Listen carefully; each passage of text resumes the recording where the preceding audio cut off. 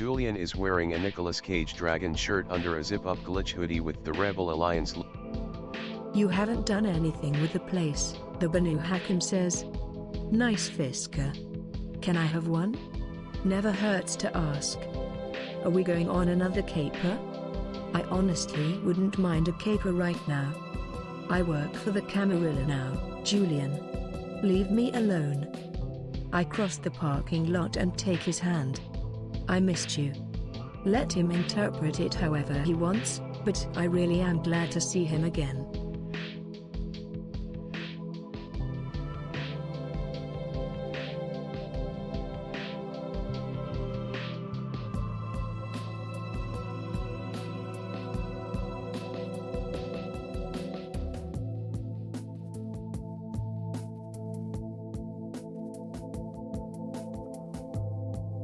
A caper. Julian says. Oh, that's marvelous. Yes, we are going to do a caper. But first I need to thank you, from the bottom of my dead little heart, for the previous caper. The previous one?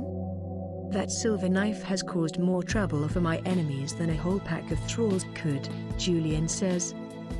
First it distracted Jasper Knowles so he couldn't find me while I was in Denver, then Prince Leto's enforcer, Dove, spent 2 weeks investigating the pawnshop where I dropped it off instead of bothering me, and then you drove it out to that airfield in Arizona. Sorry you got into trouble there, but it's not like you ever needed to succeed.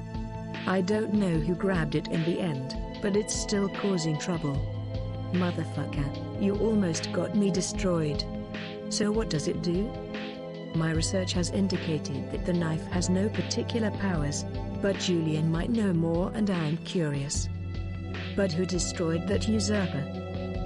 It's not like I feel bad for Knowles. He was conducting hideous experiments on Kindred, but I still don't see the full picture.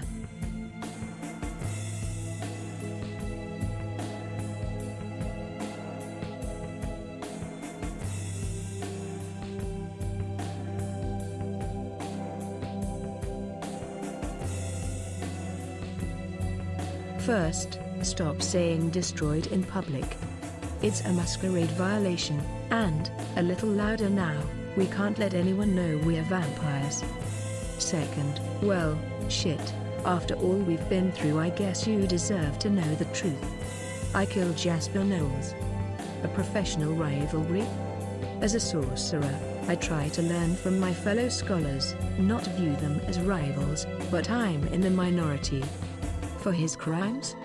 We Tremere are given relatively free rein, but torturing Nosferatu until they turn into whites is definitely outside whatever laws bind them to the Camarilla. For his books of sorcery? Many sorcerers are greedy and small-minded, instead of focusing on the true benefits their power can bring. An ideological dispute? Sorcerers are constantly falling into doctrinal squabbles instead of using their power to make their lives better.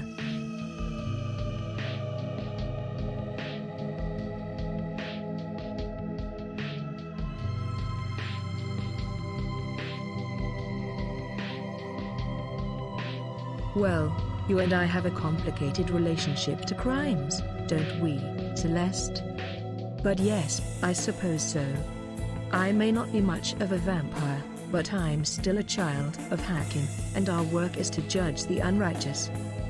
There's that strange gleam in Julian's eyes again. Some nights it seems like Julian Sim couldn't be a worse representative of his religion, or of the larger cultural complex that surrounds and sustains Clan Banu Hakim.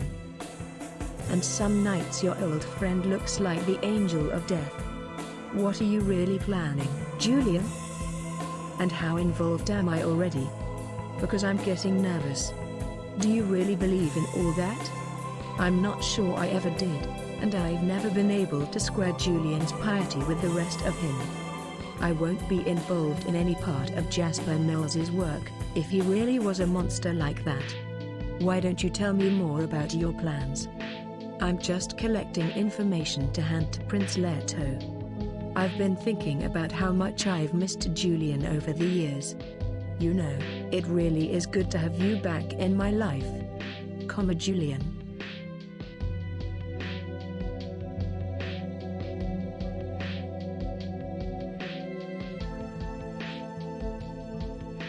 You've given me access to Street Basil's hospital, Julian says. And though you couldn't secure the camp's fuller data for me. He permits himself a sharp-toothed smile. I found my own copy. But why? You ask.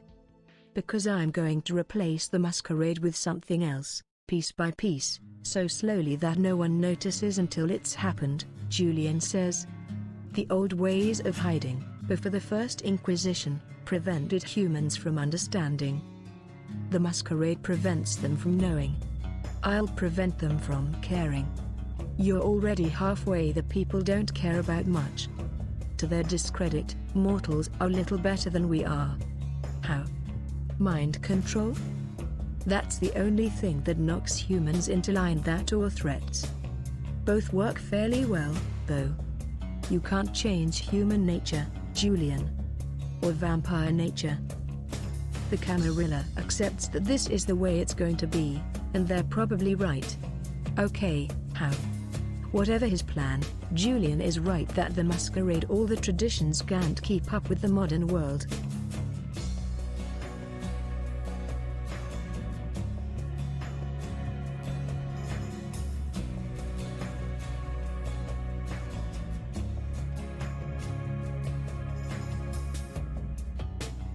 No, you don't understand. I'm not going to change human nature. I think I'm the only person who really understands it. Look, the first time I saw the US as a real place, not just a film set on the other side of my TV, was the Rodney King riots. I barely spoke English then, but wasn't that amazing? People saw what was happening right in front of them, cops beating the shit out of some guy, and they didn't believe. Did you understand the power of that, when it happened? The revelation it represented? Before you can answer, Julian bangs on the hood of his Fisker and says, all people want is a fucking story, Celeste. Not the truth, not an ideology. They want to know who the main character is. TV told us that as kids, cops, doctors, the rich. Those are the people who matter. Even if they're bad, they're the ones with the point of view. If you control the point of view, you matter. And that's it. So, what? You're going to tell our story? Make us seem like heroes? Could that actually work? It's an impressive idea. I'm not sure I want to be like the cops who beat up that guy on video and got away with it. Julian, every time the Camarilla tried to do anything with media except cover our existence up, it blew up in their faces. You're repeating an old mistake. Is this just an excuse to write more of your horrible erotic vampire novels? Be honest. They didn't even make money.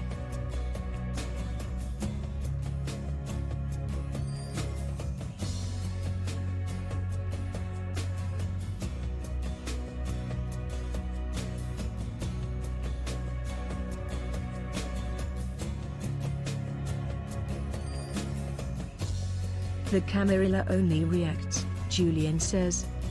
Elders are constantly seeing developments, misunderstanding them, and trying to control them. Because all they can do is control, influence, corrupt. They can't build. I want to make something new. I want to make us ... I want to become the point of view. Do you understand? Imagine turn on the TV. And there's a show on about rich assholes and they're terrible people, but it's about them, right? The story is about them. So the world, the real world, starts to become about them. We need to make the story of the world about us. Through influence and manipulation and art and a bit of good old-fashioned mind control, we need to make a new point of view. A new eye through which mortals view the world. They can't understand it's us at first, but eventually they'll understand. And they'll love us, because the eye through which they see the world ... it's us. But to even begin this project, I need 3 things: data, influence, and an experimental subject. Well, 4 things. Data, influence, an experimental subject. And no sorcerers conducting unholy experiments using research I need. For a moment he burns with an aura of righteousness. But then Julian turns back into the code rat you know, as he digs the toe of his sneaker into the ground and glances uncomfortably at you. But there's another reason I got rid of Jasper Knowles, the Banu Hakim says uncomfortably. He knew Ayla.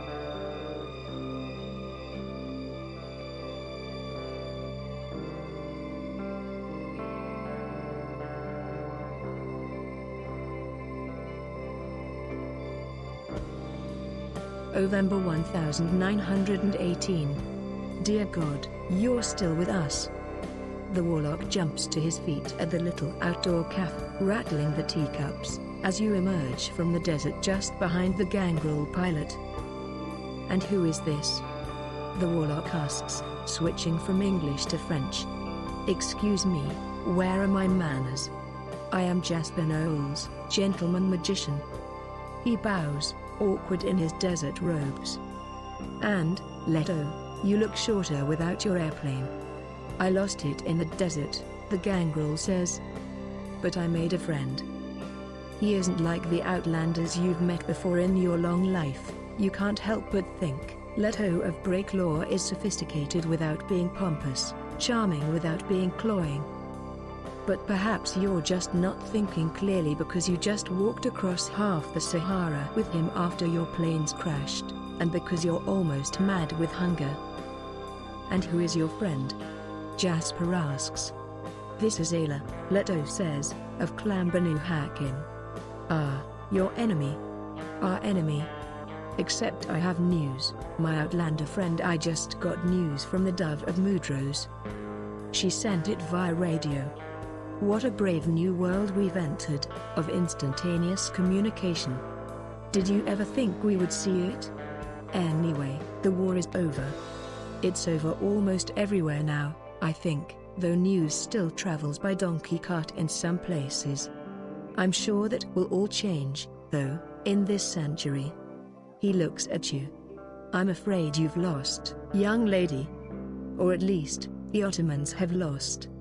How will the Assamites adapt, I wonder?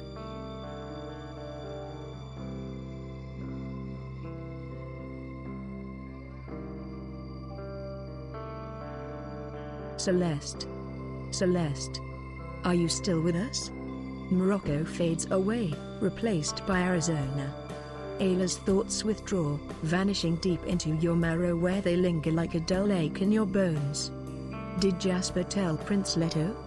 If Leto knows what I did to Ayla, the traditions dictate my destruction. Which is a bummer because I like the traditions. We need to figure out who knows and stop them by any means necessary. We should never have done what we did. What's past is past. What are we going to do about this tonight, and tomorrow night?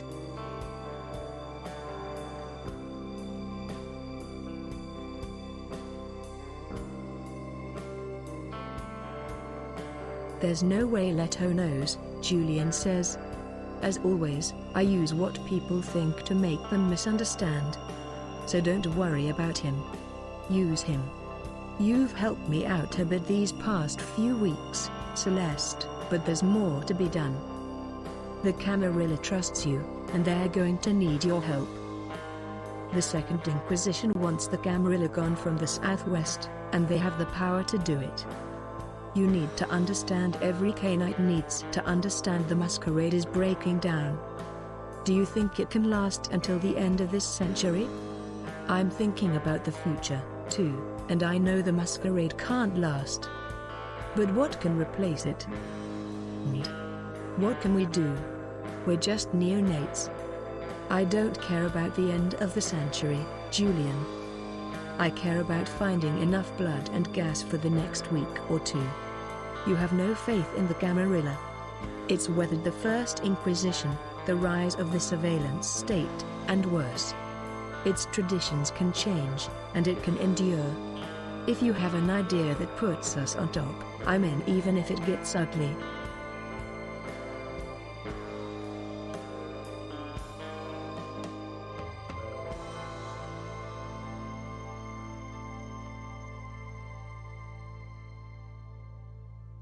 You're lying to yourself, Julian snaps.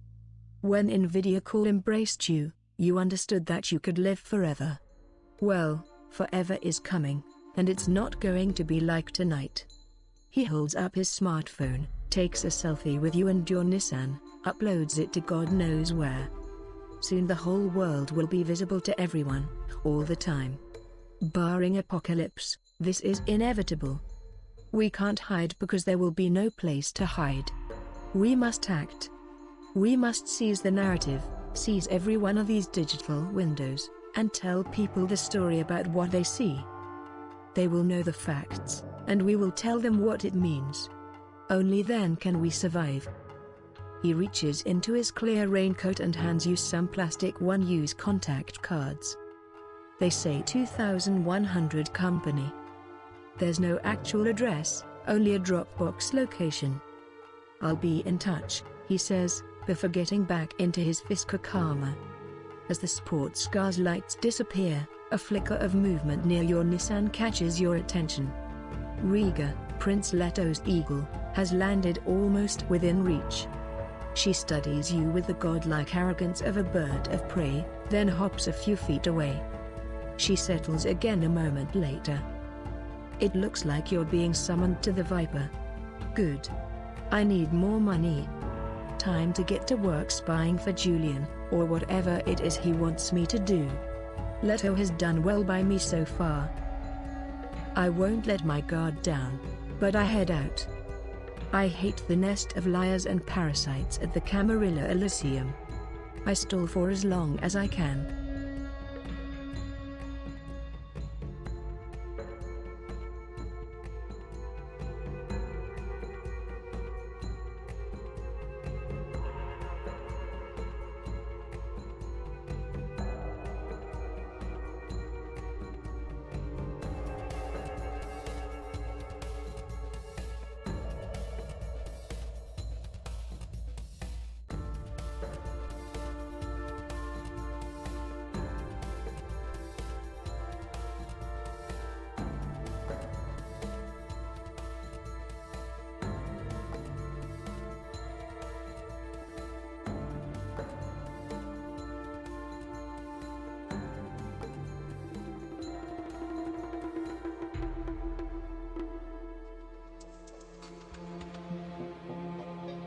Say what you want about the Camarilla, but they do pay well. You hop in your Nissan, watch Riga for a moment to make sure she's taking you to the Viper, then speed off.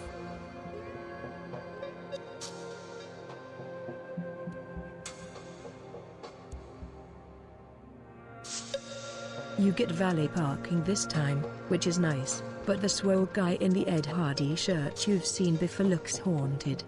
You don't think he's a blood doll, so it's not like he's anemic, but his face looks grey and tired, like he's been up for nights. You check your dress for lint or wrinkles, but the bouncer just waves you in through the glass-lined VIP entrance. You could get used to this. The crowd on the dance floor is oddly subdued, as if some malaise pouring down from above has infected the mortals. But the music is still pounding, and the crowd toward the middle of the dance floor is a blur of limbs and sweat. You spot a familiar face in the crowd, a delivery girl from the Malaysian restaurant attached to Fine Motor Skills. She has to be Julian's contact. Is there another name on one of the cards Julian gave you? Here it is, Nadia. The upstairs Elysium is crowded with vampires and retainers whispering to each other in worried tones. You don't see the Eagle Prince. Riga circles overhead, then perches on one of the cacti that cover the hidden roof of the Viper. Good, you're here. Dove, Prince Leto's Nosferatu second in command, is studying the stars through the cacti, as the city lights up here dim through whatever sorcery has touched this place. She's wearing rough, old leather over her powerful physique, like what a motorcycle courier would have worn just after they invented motorcycles. Dove's skull-like face is always ugly, but you can see the marks of recent and incomplete regeneration. She was burned by fire or sunlight and hasn't finished repairing herself. Only because I didn't want to come. What happened to you? The Nosferatu has never done me wrong, and I'd rather not see her hurt. The vibe here is bad. What's wrong? I'm not exactly Camarilla, but the Viper is becoming home away from home. I don't want to lose it. Leto isn't my boss, Dove. You are extra special, not my boss, so back off. Are we under attack? I want answers from Dove before what I don't know gets me destroyed.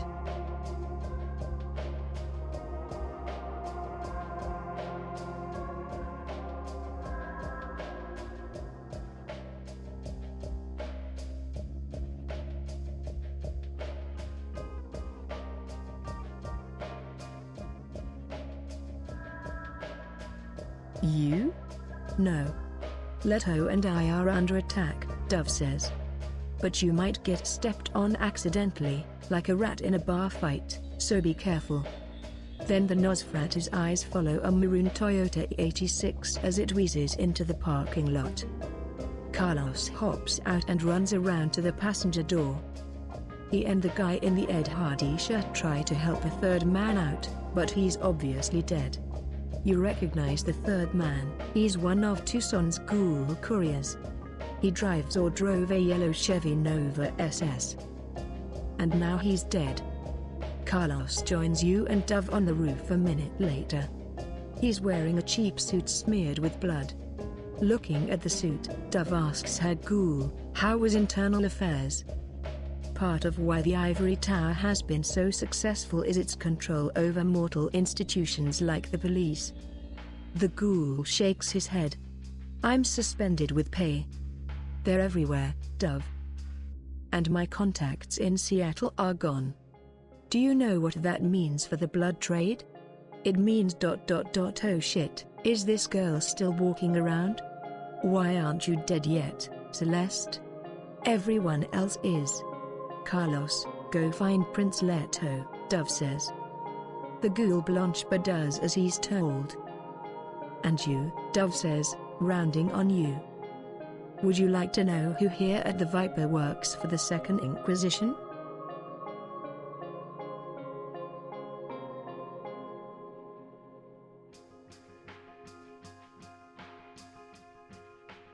Because I'd sure like to fucking know, Dove says. Someone deleted all the records in our monitoring station. She slouches against the railing, then stands up straight, determined not to look weak around someone she seems to trust. The sea has spies everywhere, Celeste, she says. To my surprise, you actually seem honest, and you've helped us. I respect Prince Leto, but he's too open.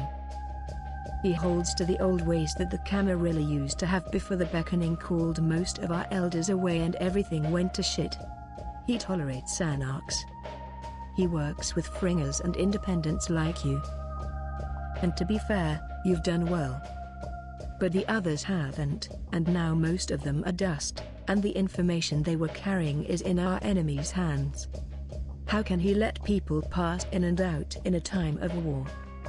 The Viper is a cash cow, Dove.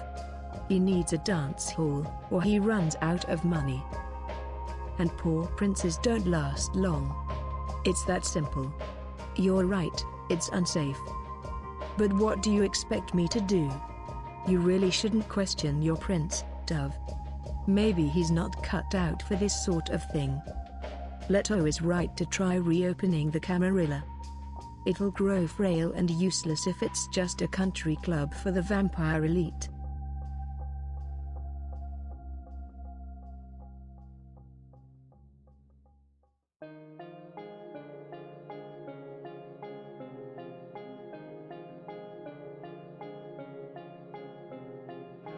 Maybe it's that simple for him, Dove says. Not for me. I'm in charge of keeping Tucson safe. And for tonight, so are you. I'm catching spies? You ask. I mean, maybe you're Julian's spy, but not the Second Inquisition's. I don't expect you to catch a traitor hidden in the wainscoting, Dove says. But you're a fresh set of eyes, and Prince Leto trusts you. Use those fresh eyes.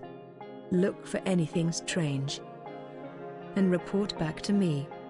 Let's solve this problem before we all have to flee to Seattle. Seattle?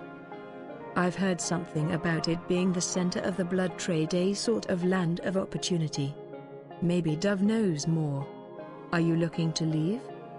I sometimes wonder where I could break for if the local camarilla inevitably betrays me. I won't make mistakes. No panicked flights to Seattle for us.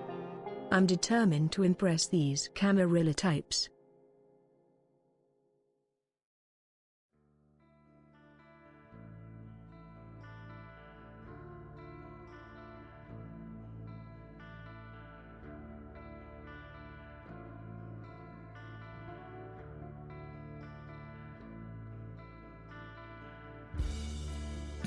Tucson was a conduit between Campsville and Seattle, which is going to be running low on supplies soon. Prince Cross should have sent a courier by now to ask what happened. Maybe things are bad up there, too. They're bad everywhere. Some nights I just want to buy a townhouse in San Francisco and retire. But we can't do that, can we? Find the spy, Celeste. There are only a few dozen people up here in the Elysium, but the Viper sprawls like a medieval castle, and even with the mood subdued there are hundreds of people downstairs. You wonder how to approach this investigation and if any of the information you can find could turn a profit. One thing is for sure, the sea is getting dangerous. If you don't find any clues, the spy will escape with information about the local kindred including you. Letting that information leave the Viper is a clear violation of the Masquerade. I tell the Camarilla about Nadia. That will permanently alienate Julian but earn the Camarilla's loyalty. Dove, I need access to the Viper's records. I can use my education to analyze expense reports for discrepancies. And plus academics, I hit the dance floor, keep my wits about me to avoid trouble, and just try to be aware of the general vibe. I've followed bad vibes to the source of trouble before. Wit plus awareness, I enhance my susceptibility to human moods so I have an easier time finding trouble near the dance floor. Auspex. This calls for a systematic and intelligent investigation of the physical environment of the Elysium. I use my brains and analyze the rooftop for clues.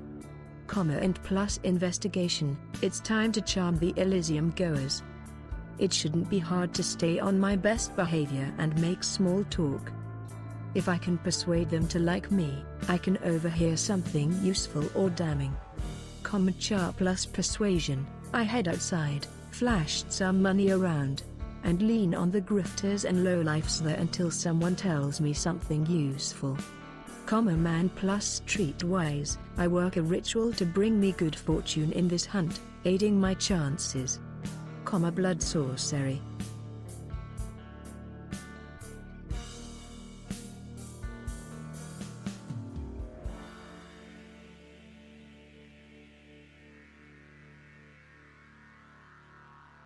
Sure. The Nosferatu says. Talk to Alexander in his office. You track down Prince Leto's ancient ghoul, Alexander, who permits you access to the Viper's public records so long as nothing leaves his office. After an hour of meticulous research and organization, followed by another hour on Alexander's old-fashioned calculator, you uncover a consistent discrepancy every Monday and Thursday. Who works the till at the Viper Mondays and Thursdays? You ask Alexander. Lana, Alexander says. Retainer to Bridget, the Ventru. Good woman. Ran into some trouble with Victor, a wholesaler in Tucson, a while back. But now she's out of trouble. Scot-free. Or Irish-free. It is a pun, since Bridget is Irish. He smiles, revealing his grey teeth. You slide the ledger across the table to Alexander. Well, shit, the old ghoul says. Maybe not. We're bringing all of this to Dove.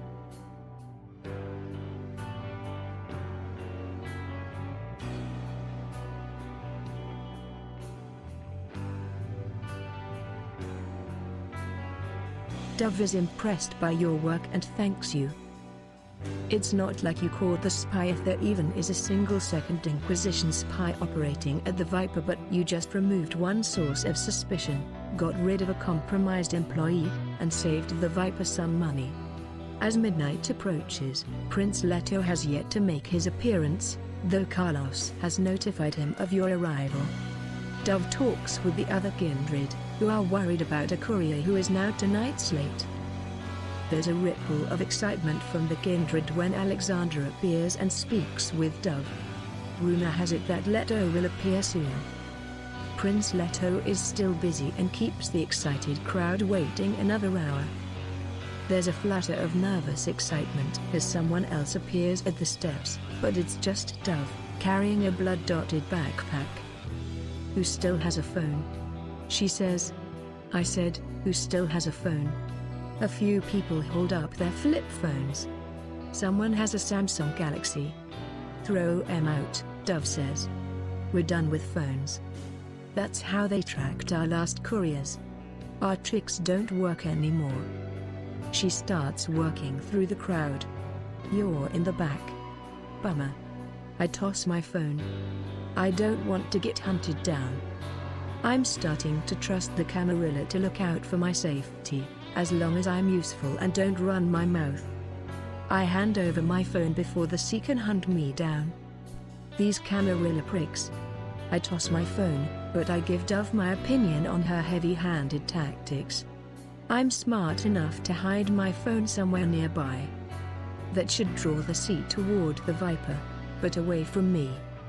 And plus clandestine, I need my phone. I keep it and stay cool so I can light a dove. Plus subterfuge.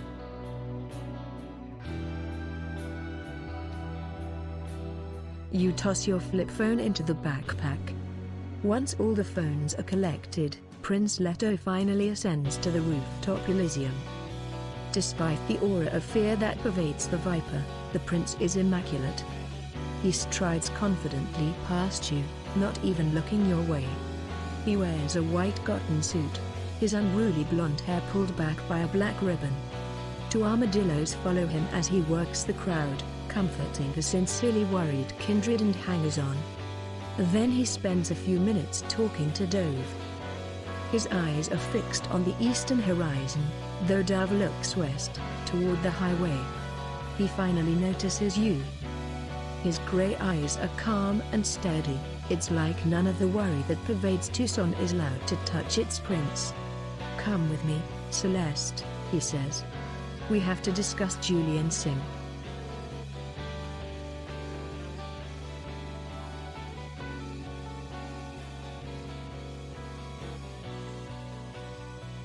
It's not like any muscle shows up to move you along.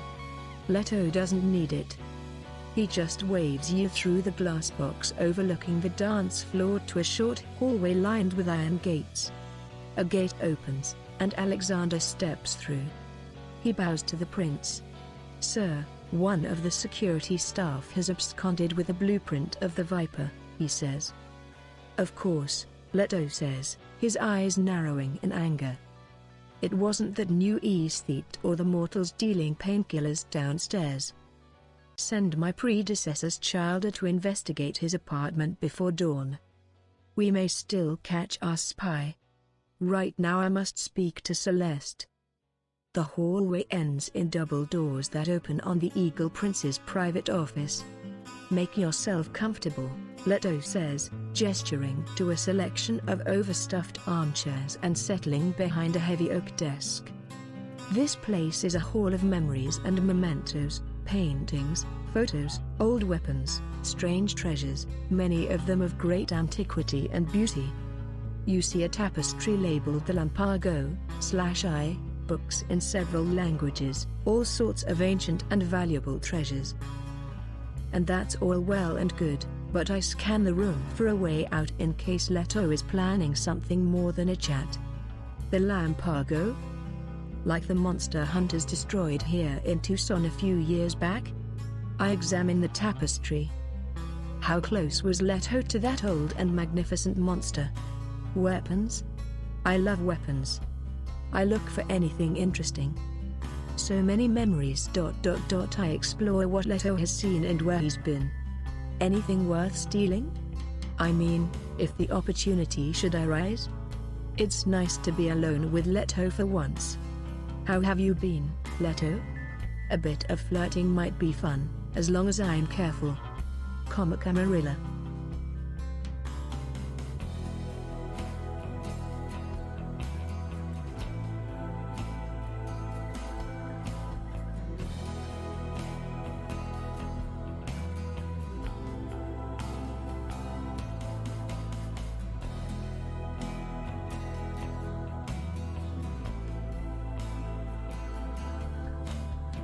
The harpies and gossipmongers up in the Elysium say Lampago was an outlander, just like Prince Leto, though others claim she wasn't a vampire at all.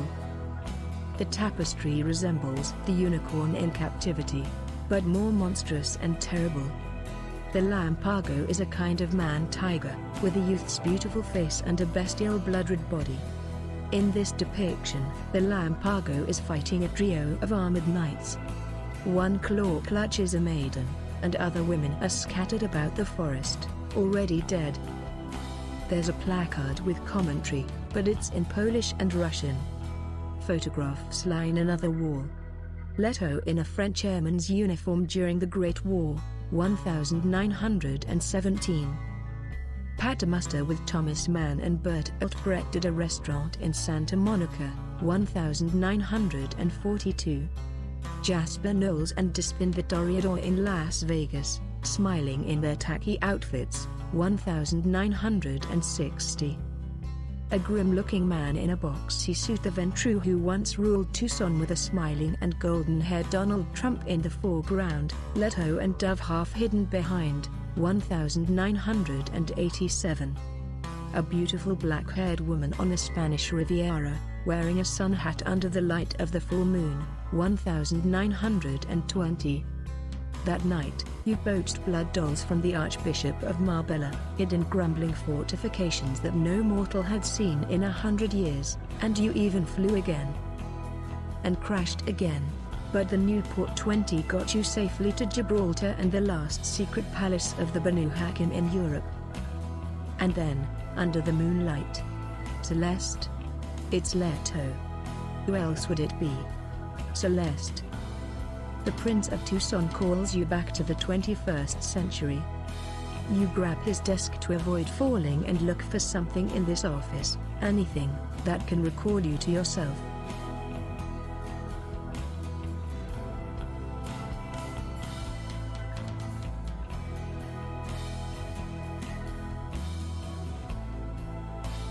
We traveled all over the world in those nights, Leto says, looking at the photos. Like foolish neonates. And it's not like any of us were young. But that's all over now. I'm entombed here. Not even Dove drives anymore. Dove thinks I'm too merciful as Prince, Leto goes on, but I don't punish people for who they are. A friend of mine was embraced unlawfully in Los Angeles, and the prince there, Lacroix, I'm sure you know the story. And I didn't destroy my predecessor's childer, you may have noticed. Indeed, those blue bloods are always skulking around upstairs. Well, except for one, after he conspired to consume Nvidia Core. Why, he thought I would tolerate him drinking another vampire's soul, just because of his former status. Anyway, I allow clangers into the Elysium and permit thin bloods to traverse my domain. God, I'll even buy them a bus ticket to Phoenix if they ask. And in my time as prince, I have never once called a blood hunt. I choose to believe it is because my people respect me and have committed no crimes that make it necessary. My point, Celeste, is that I am not going to punish you simply for working for Julian Sim. Time to lie. I don't work for him, he's bothered me a few times about investments. That's it. I turned him down. Man plus subterfuge, I try to feel out the prince's mood and respond appropriately as we talk. Is he honest, or trying to bait me into a confession? Wit plus awareness, it's a risk to escalate this situation. But my best chance here is to dig in my heels, push back, and admit no wrong. How dare you? I've run your errands, haven't I? I looked for your spy, didn't I? Commerce plus intimidation. I stay calm and turn on the charm to persuade Leto I'm not a threat. Prince Leto, I assure you that Julian means you no harm. Which is technically true, I think. Com plus persuasion.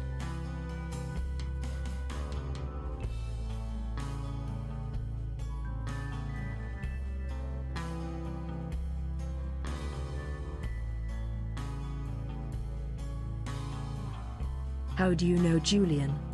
You ask, trying to feel out the prince's mood.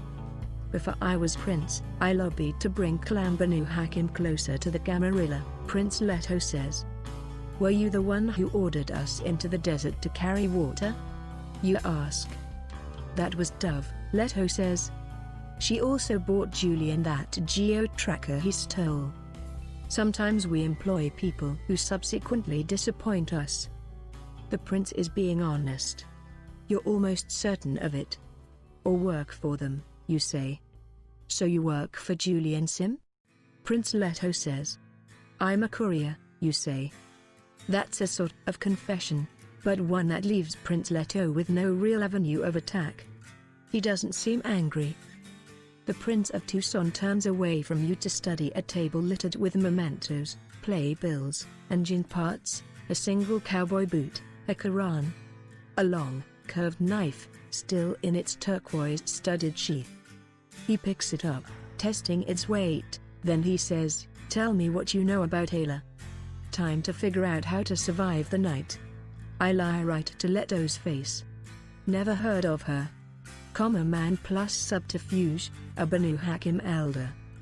I recite historical facts and hope that throws Leto off the scent.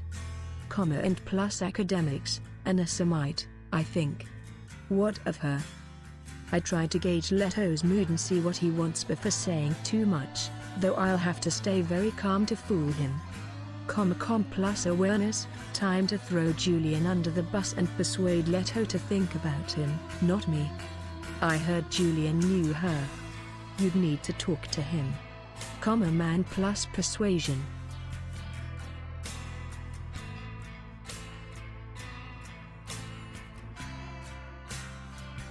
You recite facts and historical figures with smooth confidence, describing appearances by Ayla from the Crusades to the Great Wall, then tracing her lineage back through Caliph Elijah Ahmed to Cain himself. If one believes such things. Leto is impressed and seems convinced that you know about her chiefly through academic curiosity. We knew each other during the war, he says. And for a little time afterward. He points at the photo taken on the Spanish Riviera. What does she have to do with? You point vaguely toward the street somewhere outside, which Dove and Carlos are probably still watching with worried expressions as the courier their wait does not arrive. Soon, Prince Leto says. He draws the curved knife, studies the blade, slides it back into its sheath. Then he steps forward so he's right in front of you. But first, I have a question for you, neonate. And it's important that you answer me quickly and honestly. Do you know that Julian Sim consumed the soul of Ayla?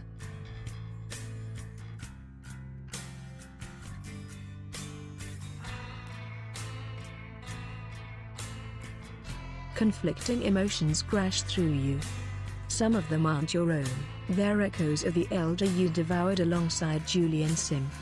You remember that night. Julian's courage failed him. He encouraged you to finish the work he began. And you did. Julian found her and brought you to her. But he did not consume her. When I asked that you answer me quickly, Prince Leto says, I did not mean after a suitable period of stupefaction. I like you, Celeste, but that buys you less patience than you might imagine. If Julian did what you say, I don't know anything about it. I owe Leto nothing, not even the truth, but he'll get this technical truth if it makes him leave us alone. I know Julian. He wouldn't do that sort of thing. Also technically true, though I know it's because he flinched at the depravity of the act. Listen to me very carefully, Prince, you don't get to throw around accusations like that about my friend. Ever. Time to take a risk. I've heard stories about what he did. I might be willing to share them, if you offer me something in return. It's true. He said he devoured an elder, he boasted about it. Let's get Julian off my back for good before Leto turns his fury on me.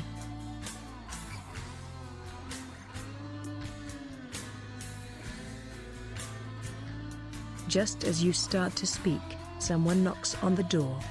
Prince Leto ignores it, narrowing his eyes as he studies your face. You feel the power of his blood, and you remember the years spent hiding, afraid that your aura would reveal what you did. But the spiritual marks of the act have faded. After a moment, the Prince of Tucson takes a step back, his expression puzzled. The door bangs again. What is it? We found the last courier. Dove's voice. Flat and hard. The Eagle Prince studies you for another moment, then opens his office door. She's dead, Dove tells Leto as she enters. We found her car 2 blocks away.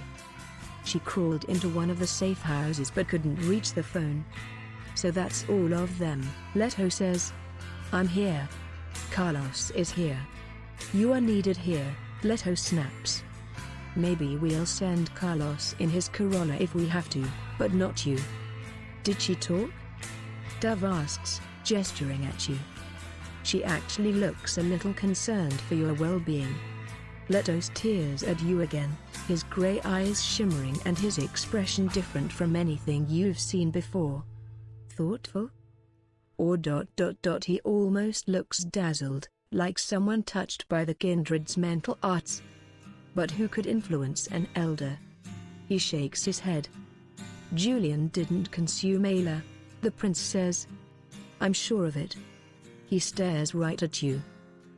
And he doesn't figure it out. Or does he? His expression is unreadable, the contemplative gaze of a man who has been dead for over 2 centuries.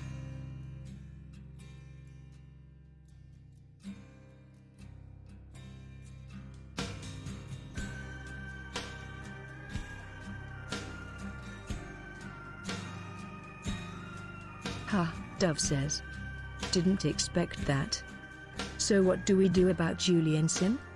He's just some anarch, Leto says with a dismissive wave of his hand. An anarch who's taken over Street Basil's hospital, Dove says. And we still don't know where he's operating out of. Isn't that strange? He used to work out of Denver. Where is his lab now? Why don't we know? We have bigger problems, Leto says. We have to deal with the sea before we end up like Dallas or Flagstaff. Well, if you're not going to destroy this neonate, you might as well put her to work, Dove says. You know that the Second Inquisition tried to recruit me at an auto zone, right? Pay me, and I'll drive whatever you have wherever you need it. What can I do for the Camarilla? This is getting more and more dangerous. I need to know what's going on.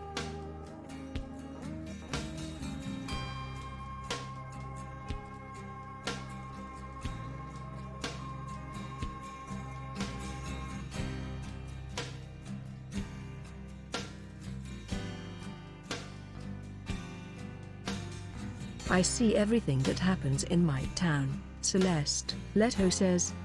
Dove looks shocked. Can we trust her to? We can trust her not to work for an organization dedicated to the eradication of all kindred, the prince says. Leto signals for Dove to close the double doors. He offers you a smile that's polite, if slightly strange. Even Dove's mannerisms have changed since your first meeting. It's a strange expression on vampires, and you realize it means they trust you. The Second Inquisition has been quiet for years, Leto says. You may have noticed a recent downturn in your business as a courier, Celeste. That's because many in the local Camarilla were convinced that they had contained the threat. They started sending emails again, using phones. I did not. That's why the Viper is still standing, while the Elysiums in Flagstaff and Santa Fe and a dozen havens in Dallas are smoking ruins. At least we think there aren't enough couriers left to tell us what happened. I can stop the Second Inquisition. I can hit them so hard that they leave us alone for half a century. But to do that, I need you to make 3 more runs over the course of the next month. These are strictly driving jobs. You'll pick things up or drop them off. I will pay you $5,000 per job plus inducements for excellent service, of course, and you can deal with them in whatever way you see fit, but they must all be completed within. He looks at Dove. 26 nights, Dove says. She doesn't elaborate. $15,000 doesn't even buy me a new Kia. I'll need more than that. I'm willing to work, but I'll need a lot more information. Like, why the time limit? What happens when it's up? I'll work, but I want something only a prince can give a cover. I need you to make sure the masquerade around me is stronger than it is, so I can work dirty if I have to.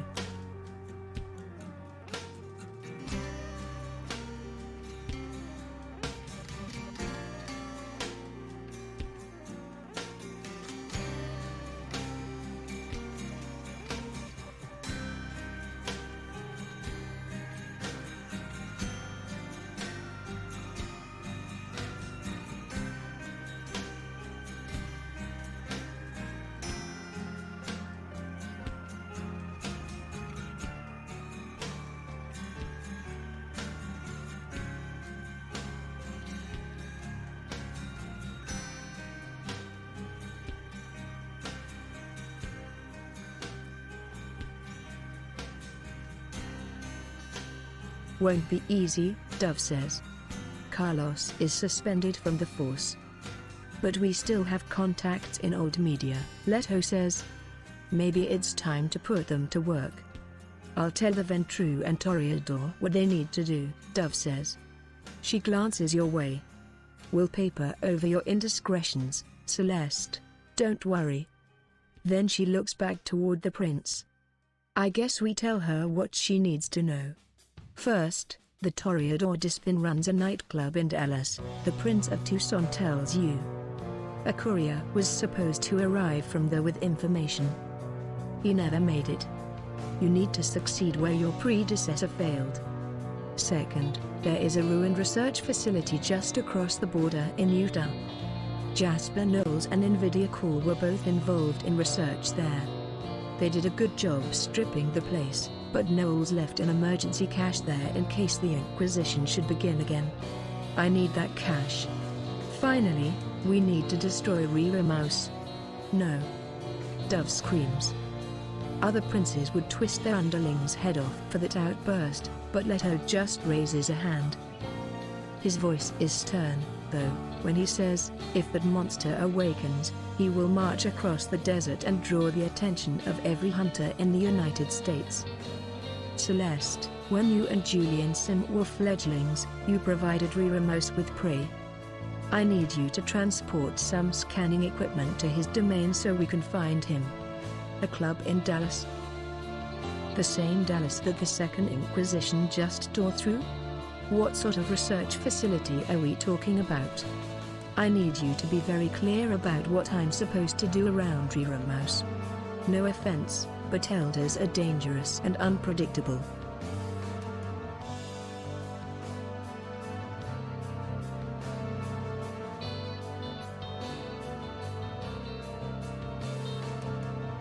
Isn't Riramos technically a Methuselah? Dove asks. No, he's only 7th generation. Riramos, Razalon, Androvicus, Melicoate, Absimiliad, Zilla, Gain. At least, if you believe those Russian Bruja. Which I never will, Dove says. Celeste, the Prince of Tucson says, we need to know Riramos' movements if we are to destroy him before he rises again, because if he does, the Second Inquisition will focus 100% of their forces here. Right now they're applying only a little more pressure than usual, and we're in shambles. And that Nosferatu is getting restless. I need you to transport a ground-penetrating radar kit to the desert where he roams. Some of my people will be waiting, but you don't need to stay. Just drop off the equipment at our base. They're deep in the desert, though, so be prepared for a rough road. A club in Dallas? The same Dallas that the Second Inquisition just tore through? What sort of research facility are we talking about? We need to destroy Ramos before he rises and breaches the Masquerade.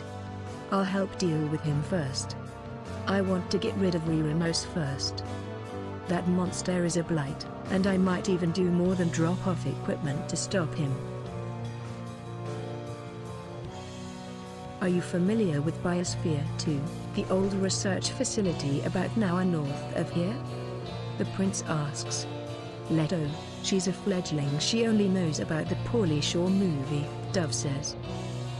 There were several experiments in maintaining a self-contained ecosystem before Biosphere 2, which was more of a public relations stunt than anything else, Leto says, ignoring the Nosferatu.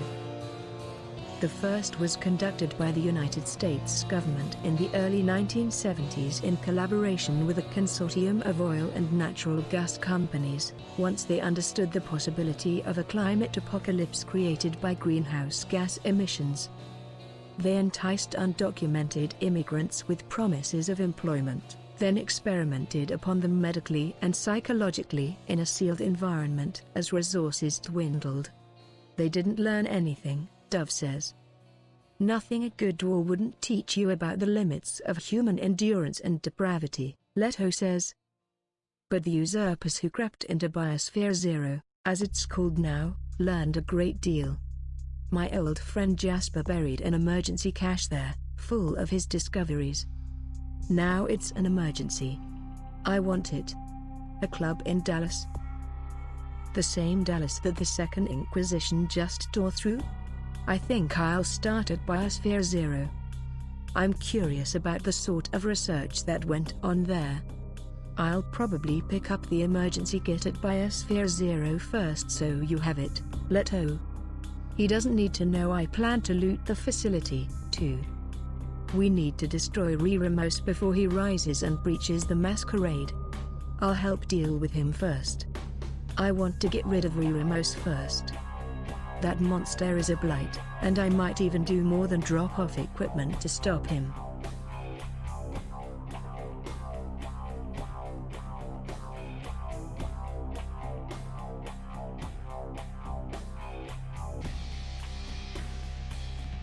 You're not driving into a little war zone, Leto says.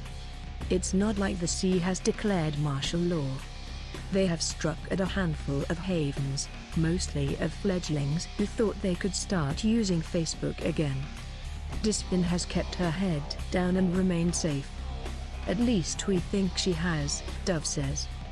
You just need to drive there, pick up a suitcase full of recent data, and get back, Leto says. I think I'll start with Dallas. Maybe I can stomp a few Inquisition goons on my way through. I'll probably go to Dallas first. Maybe I can help out the kindred there if they're in trouble. I think I'll start at Biosphere 0. I'm curious about the sort of research that went on there. I'll probably pick up the emergency kit at Biosphere 0 first so you have it, Leto. He doesn't need to know I plan to loot the facility, too. We need to destroy Ramos before he rises and breaches the Masquerade. I'll help deal with him first. I want to get rid of Ramos first. That monster is a blight, and I might even do more than drop off equipment to stop him.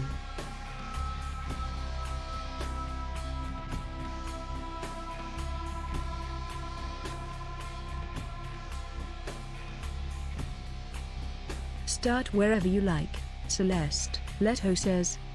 I'll have more information for you tomorrow night. Oh, and one last thing, stay off the highways.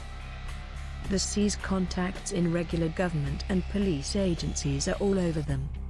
That'll slow you down, but it's only a 2-night trip instead of one.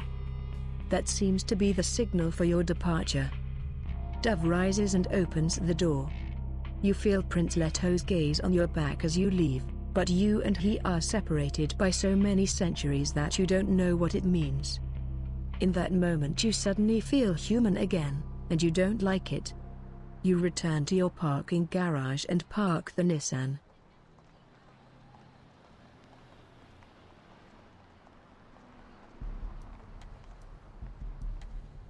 The day you dream of sunrise.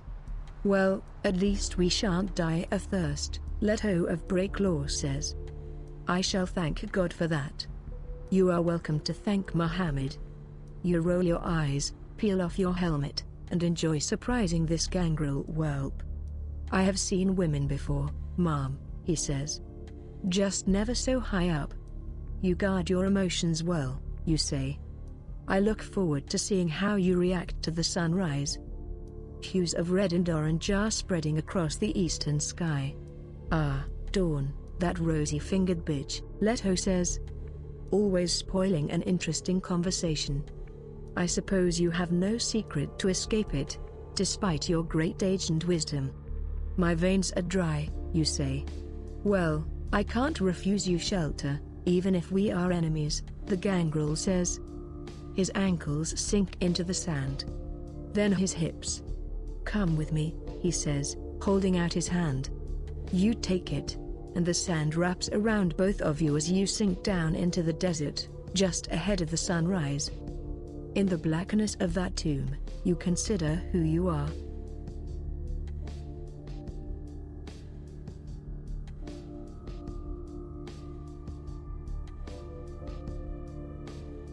October 1917. Before this war, you kept to the ways of the Banu Hakam, if not exactly to the ways of the mortal empire in which you exist.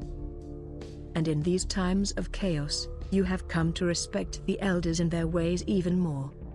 Not just your own elders, even the traditions of the others, the Camarilla, have earned your grudging respect. Princes and primogen, laws and mutual respect, backed up by the wisdom and power of the elders. As the world grows more complex in these modern nights, that is the only way Canaanites can thrive. The traditions, however they are called, keep us safe and separate us from savagery and endless war. The traditions and the elders are usually fine but I will not swear an oath to them unless I must. I defy this false belief. The elders are parasites, their laws are traps, and we must shake off their yoke wherever we can.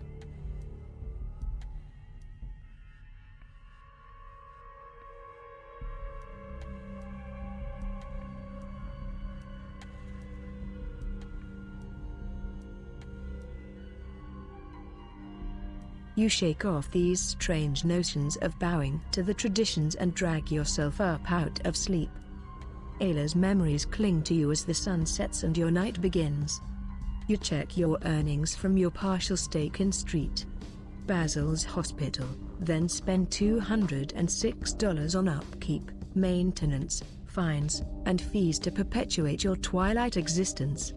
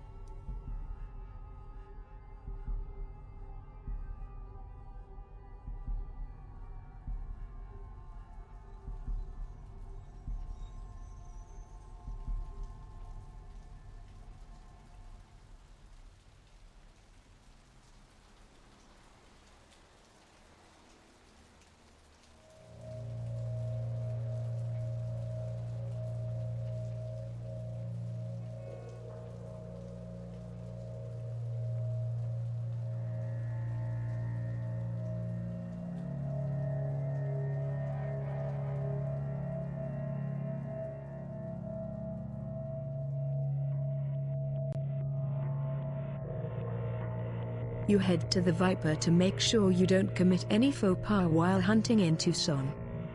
There you meet Alexander, Leto's favored retainer, who explains the situation.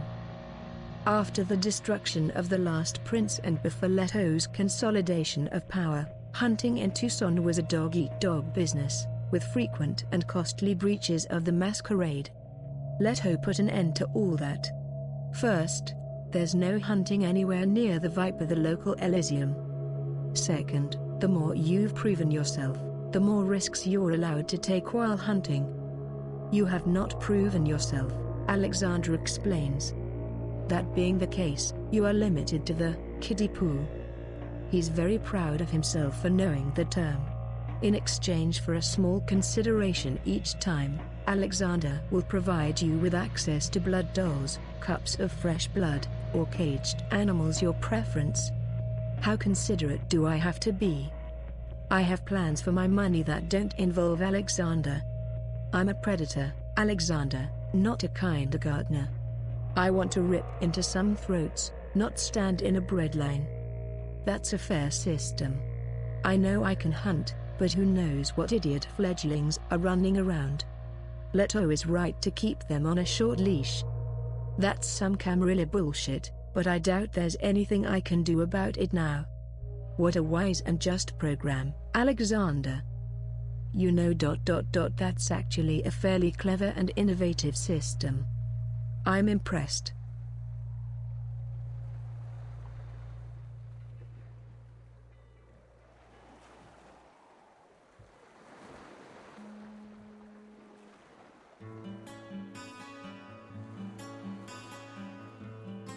I am glad you understand, Celeste, Alexander says.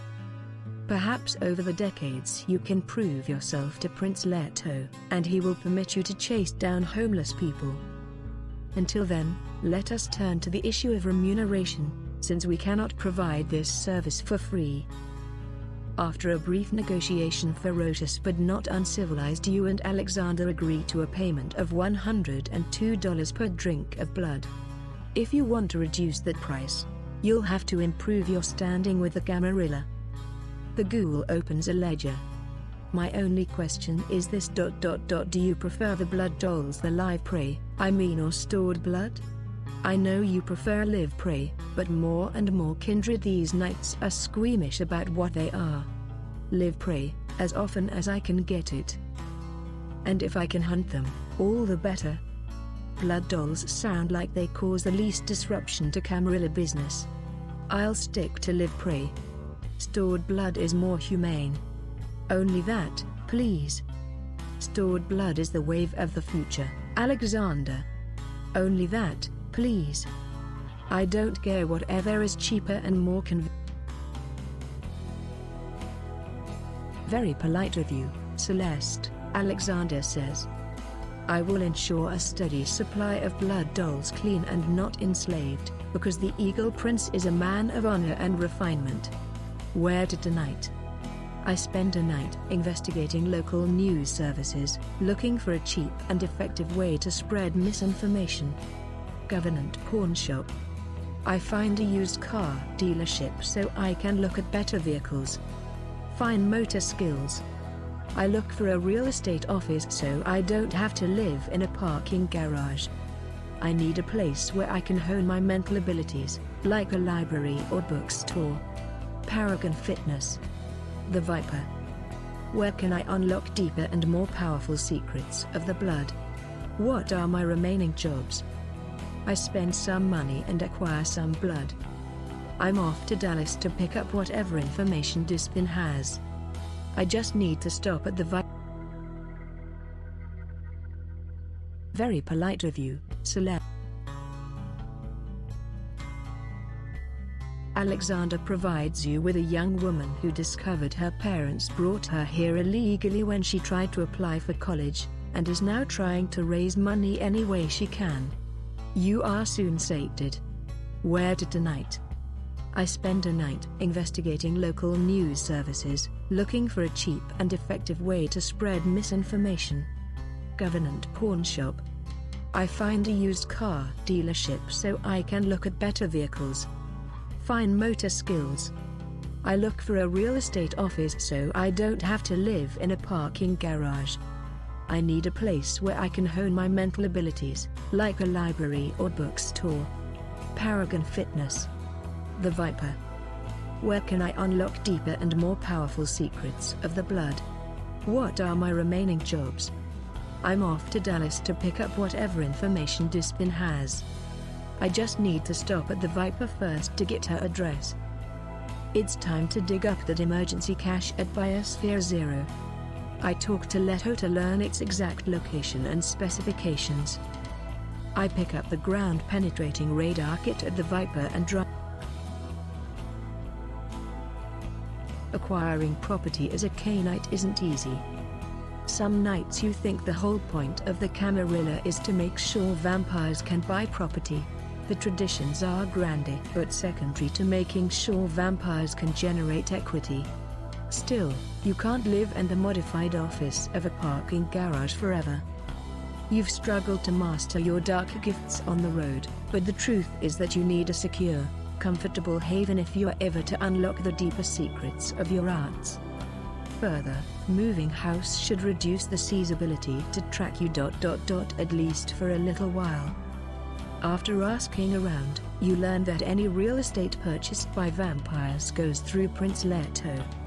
He owns a place called Madrigal Real Estate, which handles the needs of people like you.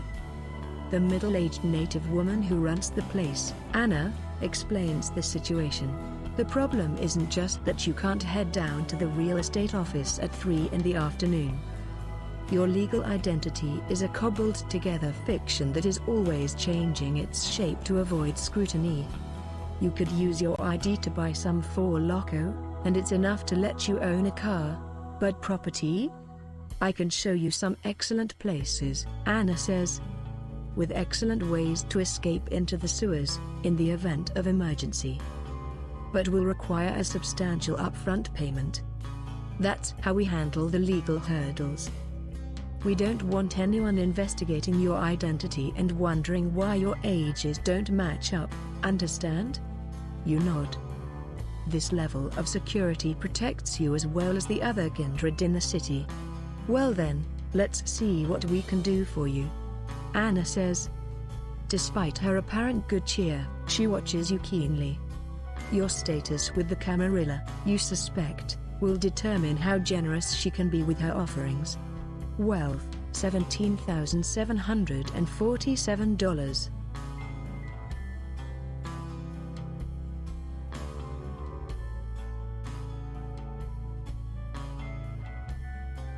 You and Dana head right into the middle of downtown Tucson.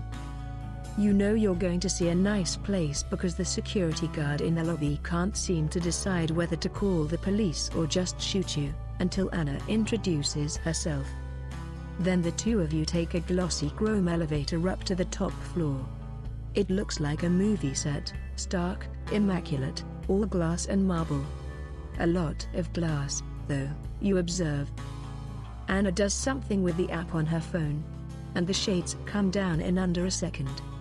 Then she raises them again, so you can admire the view. It's like you're floating above Tucson. Anna doesn't waste time with the apartment's luxuries, which you've already read about. Instead, she points out the security system, the secondary elevator to be used in emergencies, the camera room, and the panic room. All this luxury and security comes with a hefty price tag, $2,632. But from here you can master even the most powerful and esoteric of the dark arts. Wealth, $17,747.